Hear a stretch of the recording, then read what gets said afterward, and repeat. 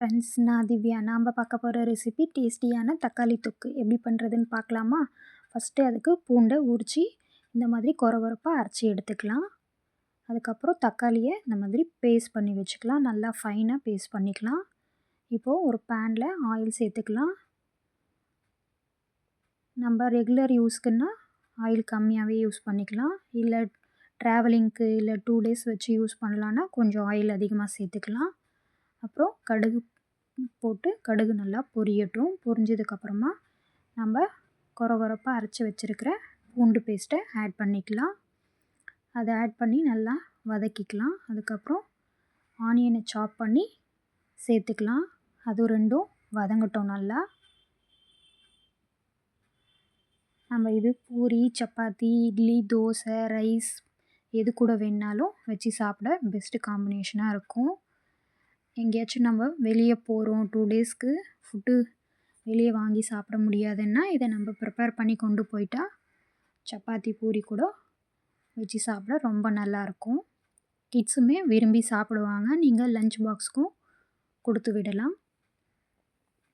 இதில் இப்போ வதங்கியாச்சு. வதங்கினதுக்கப்புறம் மிளகாய்த்தூள் ஆட் பண்ணிக்கலாம்.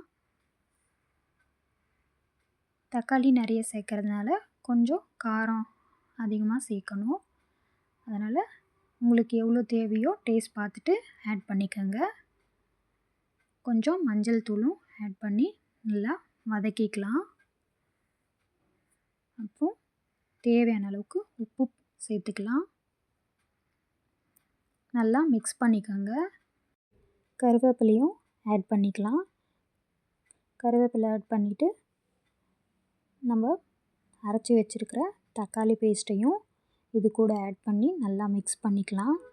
தக்காளி ஆட் பண்ணதுக்கப்புறம் நீங்கள் ஓப்பன்லேயே விடாதீங்க, மேலெல்லாம் தெரிச்சிடும்.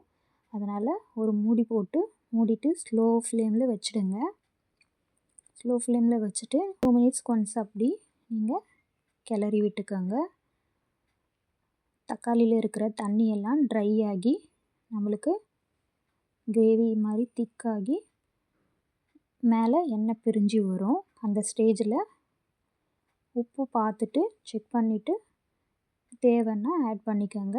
அதுக்கப்புறம் வெந்தயம், சீரகம் வறுத்து பவுடர் பண்ணி வச்சுருக்கேன். அதை ஒரு கொஞ்சமாக ஆட் பண்ணிக்கலாம். அவ்வளோதான், நம்மளோட டேஸ்டியான தக்காளி தொக்கு ரெடி ஆயிடுச்சு ஃப்ரெண்ட்ஸ். நீங்களும் ட்ரை பண்ணி பாருங்கள். ட்ரை பண்ணிவிட்டு பிடிச்சிருந்தா லைக் பண்ணுங்கள், கமெண்ட் பண்ணுங்கள், சப்ஸ்கிரைப் பண்ணி வச்சுக்கோங்க. நெக்ஸ்ட் ரெசிபியில் பார்க்கலாம். Until then by from Divya.